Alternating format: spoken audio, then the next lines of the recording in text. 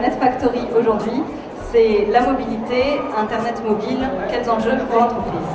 C'est à Anvers, il y a une rue, les commerçants se sont associés pour installer des QR codes sur leur façade.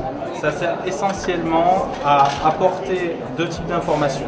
Soit une information type marketing, soit pour aiguiller l'utilisateur. La discussion était relativement ouverte avec des profils, beaucoup de profils techniques, beaucoup de développeurs. Tous on travaille devant nos ordinateurs et là ça permet de se retrouver dans un endroit et d'échanger sur ce qu'on voit habituellement en numérique. Et c'est ça qui était vraiment très intéressant parce qu'on a pu confronter les certitudes de certains avec les questionnements d'autres.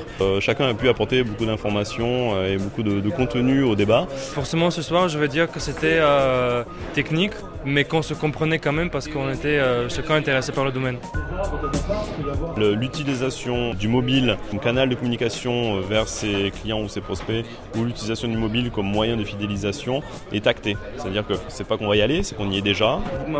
J'ai appris des choses notamment au niveau des QR codes, des flash codes. Selon certains points de vue, c'est déjà peut-être un peu obsolète, donc il va falloir remettre ça en question et plutôt travailler du coup sur la réalité augmentée. Pour moi, c'est vraiment l'avenir. La réalité augmentée, c'est j'arrive dans une rue, je mets mon iPhone et je vois tel restaurant, je vois son intérieur par exemple en 3D. Je trouve ça intéressant parce que c'est du coup vraiment rentrer dans la vie réelle. Pour un commerçant en lui-même, ça n'a pas un intérêt majeur. Par contre, je pense sur un groupement de commerçants, c'est indispensable et ça fait un vrai plus même pour une ville en termes d'attrait. Une personne ne passe son mobile. Si quelqu'un veut développer une application, il prend un moteur de recherche, celui qu'il préfère, et il pourra trouver d'excellents tutoriels qui permettent en quelques glissés-déposés de faire une application pour être présent.